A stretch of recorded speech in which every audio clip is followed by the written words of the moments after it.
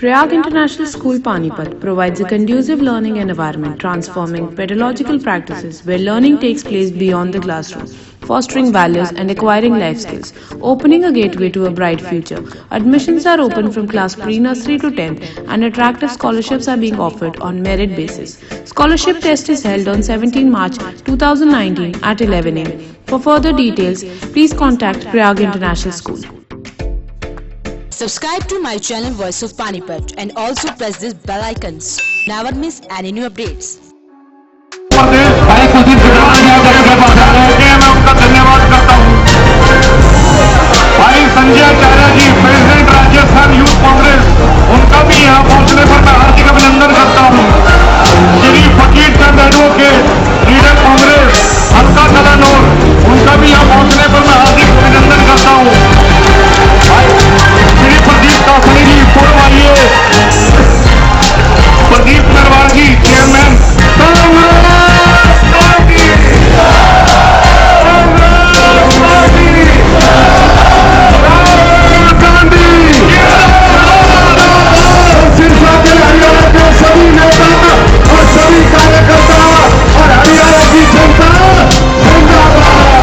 आज साथियों नामांकन भरने का दिन है और आप जानते हैं, और मैं हमेशा इस बात को कहता हूं कि आज अशोक तंवर नामांकन नहीं भर रहा है।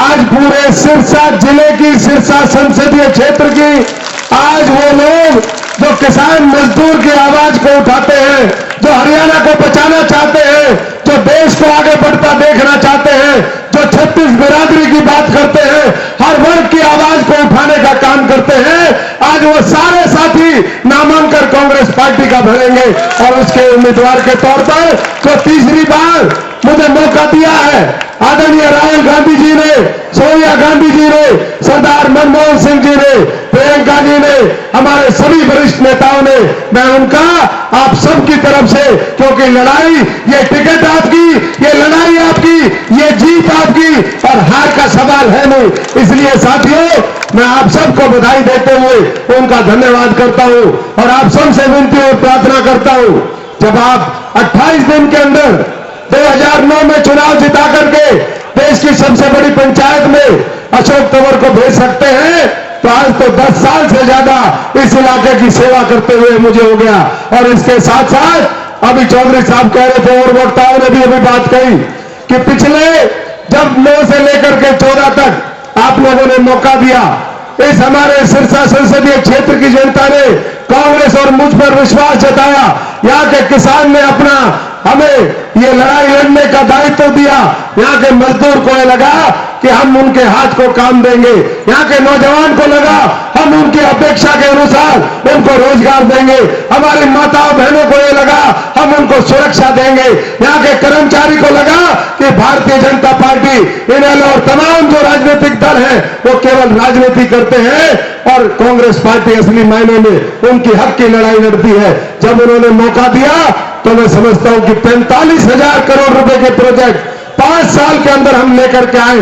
ये आप हिसार से लेकर के डबवाली तक जब जाते हैं तो आप देखते हैं कितनी बढ़िया सड़क है। हमारे बहुत से साथी आए हुए हैं, वो और भी देखते होंगे, दिल्ली से चंडीगढ़ जाने वाली सड़क भी देखते होंगे, दिल्ली से जाकर के जयपुर वाली सड़क भी देखते होंगे, लेकिन ऐसी सड़क जैसी यहां की सड़क है ऐसी आपको सड़क नहीं मिलेगी। और ये केवल और केवल कांग्रेस पार्टी की देन है। 2013 में जब हमने वो सैंक्शन करवाया, ये रोड हांसी के अंदर, रेल रोड रैली के अंदर सैंक्शन करवाया, उसी दिन हमने वो रेलवे लाइन भी सैंक्शन करवाई थी जो हिसार से लेकर के सिरसा आनी थी वाया अग्रवा फतेहाबाद। अभी चौधरी साहब कह रहे थे कि दुराराम जी, प्रहलाद सिंह जी, हमारे संपत जी और कुलबीर जी, ये सारे लोग कि भाई यहां पर ज्यादा फतेहाबाद में ज्यादा हुआ है। तो मैं समझता हूं कि जो अनदेखी का शिकार था पहले उसके साथ वो हुआ और आने वाले समय में वो रेल की सीटी हम वहां बजाएंगे, या कैंसर का हॉस्पिटल बनवाएंगे, मेडिकल कॉलेज खुलवाएंगे और उद्योग धंधे लाखों करोड़ रुपए की लागत से उद्योग धंधे स्थापित यहां पर हो न्यूक्लियर प्लांट बनने के बाद। अब मैं समझता हूं कि जैसे गुड़गांव है, फरीदाबाद है, उसकी तर्ज पर अगले 5 साल के अंदर हमने सिरसा संसदीय क्षेत्र को विकसित करना है। यह हमारी प्राथमिकता है। यहाँ के नौजवानों को जो मोदी कहोगे कि 2 साल, हर साल में 2 करोड़ लोगों को रोजगार देंगे, जो नहीं दे पाए 10 करोड़ लोग नौजवानों के रोजगार छीन लिए। 4.5 करोड़ नौजवान जो फैक्ट्रियों में, बड़े बड़े उद्योग धंधे में, कई दुकानों पे काम करते थे, अनऑर्गेनाइज सेक्टर में काम करते थे, उनके रोजगार छीनने का पाप और दुष्कर्म भी अगर किसी ने किया है तो मोदी और खट्टर सरकार ने किया है। तो साथियों, इन तमाम मुद्दों के खिलाफ और जो बातें हमने कही हैं कि आने वाले समय में आज देश का चुनाव है और इस देश के चुनाव में राहुल जी को देश का प्रधानमंत्री बनाइए, और वो तब बनेंगे जब सिरसा की सीट ऐतिहासिक मार्जिन से हम जीतेंगे। तो साथियों, जब वो सरकार बनेगी, पुरानी पेंशन की बहाली होगी, 1 रैंक 1 पेंशन भूतपूर्व सैनिकों के लिए देंगे, क्योंकि हम फौज, हमारे खून के अंदर फौजियों का खून है। मेरे पिताजी हैं, हमारे, मैं समझता हूं कि परिवार के और लोगों ने शहादत दी है, हमारे परिवार के और साथियों ने, कांग्रेस पार्टी ने हमेशा शहादत देते हुए इस मुल्क को एक रखा है। आज लोग सेना का राजनीतिकरण करना चाहते हैं और उसके खिलाफ अगर किसी ने आवाज उठाई है तो आप लोगों ने उठाई है और मुल्क की आम जनता ने उठाई है। तो साथियों, उस 45,000 करोड़ रुपए को 1 लाख करोड़ करना, ये हमारी पहली प्राथमिकता होगी।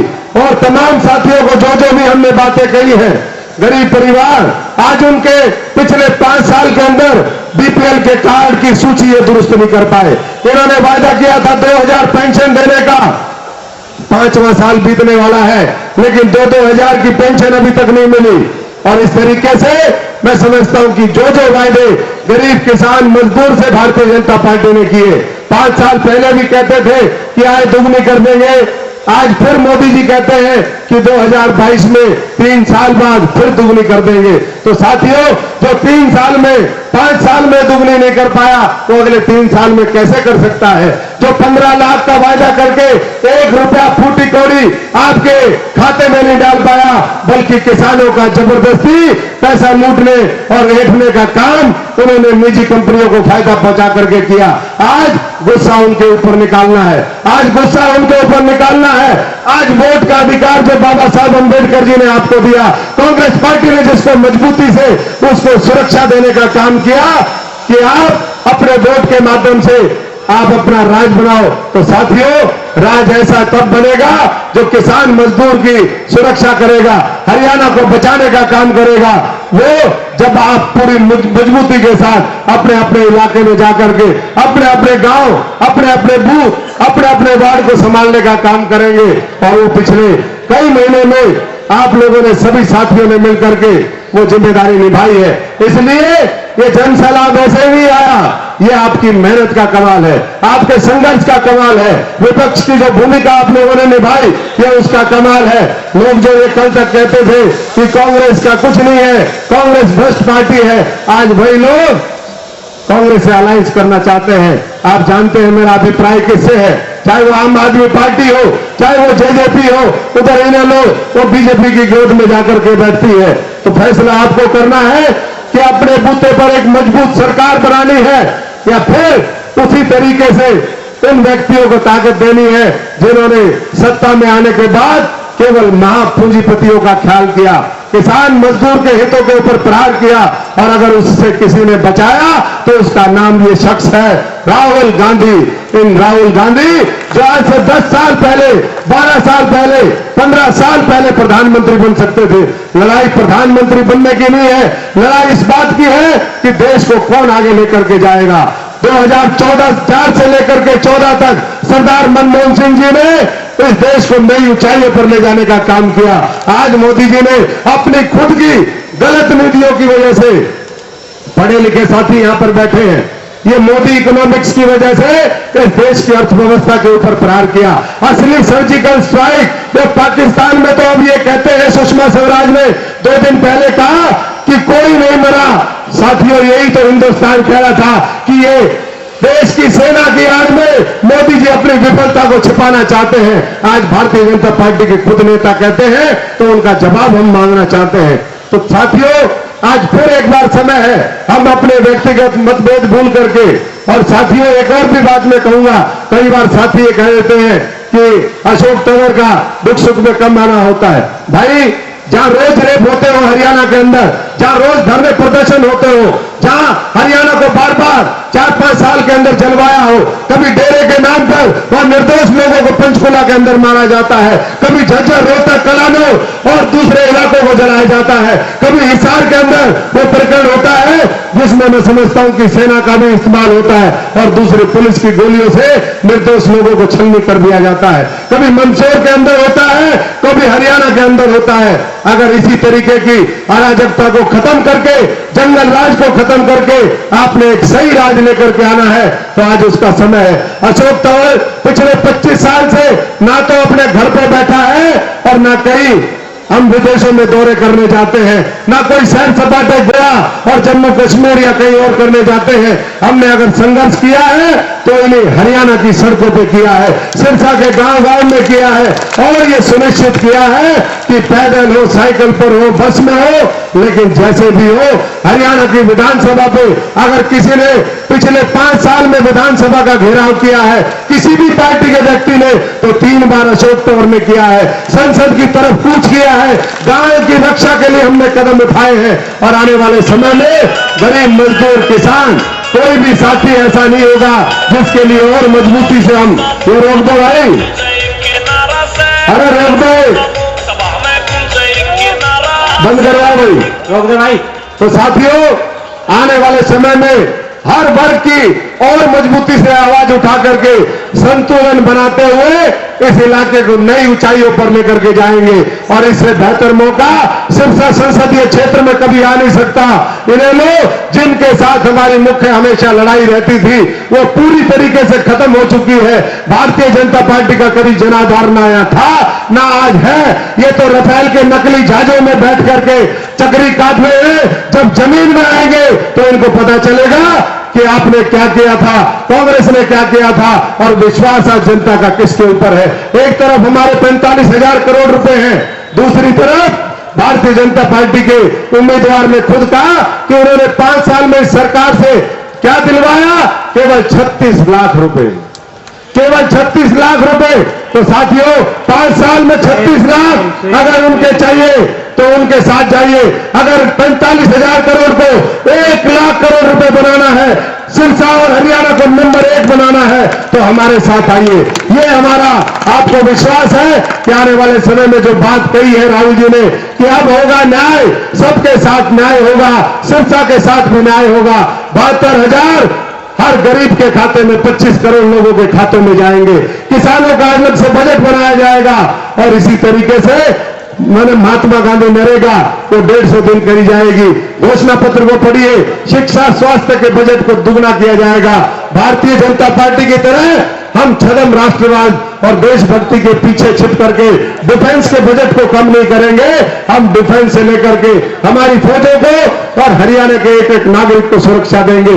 ये चुनाव केवल लोकसभा तक सीमित नहीं है, 3 महीने के बाद हम विधानसभा चुनाव की ओर भी अग्रसर होंगे। तो साथियों आज अगर हम मजबूती से ये लोकसभा जीतेंगे तो 9 की 9 सीटें इस संसदीय क्षेत्र की जीत करके एक मजबूत 70-80 से ज्यादा सीटें जिता करके हम अगली सरकार भी बनाएंगे। तो जो साथी आने वाले समय में चुनाव लड़ना चाहते हैं मेरा उनसे आग्रह है कि पूरी ताकत लगाइए, बूथ संभालिए और कोई छोटे मोटे मतभेद है तो उनको भुला करके दूसरी पार्टियों के लोग जो आना चाहते हैं, आज इनेलो के लोग आना चाहते हैं, आज भाजपा के लोग आना चाहते हैं, आज बसपा के लोग आना चाहते हैं, आज जेजेपी जो बनी थी उसको छोड़ करके लोग आना चाहते हैं। आज उन लोगों, उन ताकतों का जिनका मैं समझता हूं कि कभी कभी जो एक हवा के झोंके की तरह आते हैं वो भी मैं समझता हूं कि आज कांग्रेस से जुड़ करके आपके साथ इस देश को मजबूत करना चाहते हैं। उन सभी साथियों का सहयोग ले। इन्हीं बातों के साथ मैं आप सबका एक बार फिर धन्यवाद करता हूं और जैसे हमारे वरिष्ठ नेताओं ने कहा, आदरणीय चौधरी साहब और दूसरे नेताओं ने बात रखी, 1 मिनट बैठ जाए भैया, बैठ जाइए। दूसरे नेताओं ने बात रखी कि अभी क्योंकि 4-5 दिन बहुत ज्यादा कटाई का सीजन चलेगा, हम इस बीच में शहरों के दौरे करेंगे, डोर टू डोर करेंगे बाजारों के और उसके बाद जहां भी जा सकते हैं, जितने गांव में हमारी कोशिश रहेगी कि तमाम गांव में जाएं, लेकिन जिन गांव में हम ना पहुंच पाए, हमारे परिवार के सदस्य पहुंचेंगे, मेरी धर्मपत्नी पहुंचेंगे, मेरे पिताजी पहुंचेंगे, मेरे भाई पहुंचेंगे, हमारे बच्चे पहुंचेंगे, बेटे पहुंचेंगे। और ये परिवार जो कांग्रेस का परिवार है, जो आज हजारों की संख्या में आए हैं, ये पहुंचेगा और पार्टी की जीत सुनिश्चित करेगा। इन्हीं शब्दों के साथ ये तिरंगा और ऊपर जाए और मजबूती से लहराए, और ये हाथ का निशान जब वोटों की गिनती हो तो यही चारों तरफ दिखे। यही मैं आपसे अपील करता हूं। हम जो साथी माला बनाना चाहते, माला बन जाएंगे, माला की जीत की विजय रूपी माला